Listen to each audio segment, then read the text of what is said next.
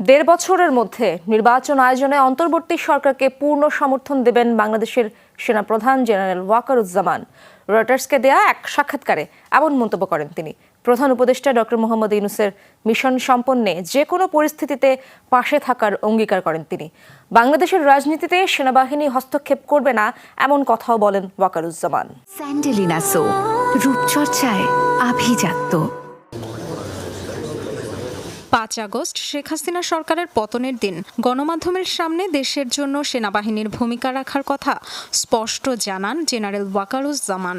এরপর বিভিন্ন সময়ে বাহিনীর সুনাম ও শান্তি শৃঙ্খলা নিয়ে কথা বললেও এবারই রয়টার্সকে দেয়া সাক্ষাৎকারে নির্বাচনের সম্ভাব্য সময় নিয়ে নিজের ধারণা তুলে ধরলেন সেনাপ্রধান।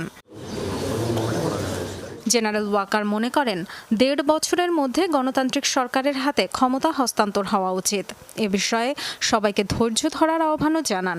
বলেন, একসাথে কাজ করলে ব্যর্থতার সুযোগ নেই।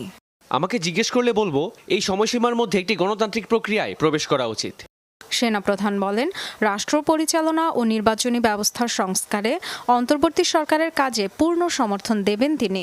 প্রধান উপদেষ্টা ডক্টর মোহাম্মদ ইউনূস যেন ঠিকভাবে তার কাজ শেষ করতে পারেন, সেজন্য যে কোনো পরিস্থিতিতেই পাশে থাকবেন।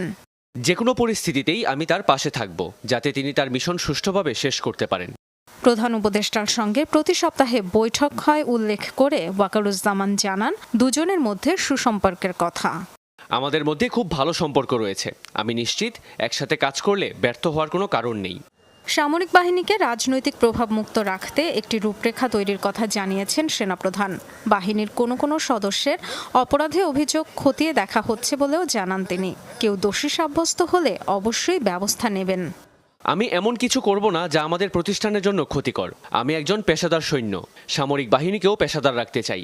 যদি কারো বিরুদ্ধে অপরাধের প্রমাণ মেলে, আমি অবশ্যই ব্যবস্থা নেব।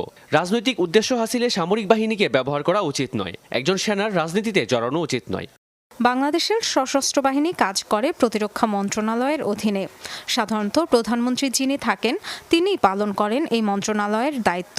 অন্তর্বর্তী সরকার সাংবিধানিক সংস্কারের মাধ্যমে এ বিষয়ে নজর দিতে পারে, এমন কথাও বলেন জেনারেল ওয়াকারুজ্জামান। শেখ হাসিনা সরকার পতনের ১.৫ মাস আগে সেনাপ্রধান হিসেবে দায়িত্ব পান general Wakeruzzaman. Dorothy Tasrin, Jamuna news.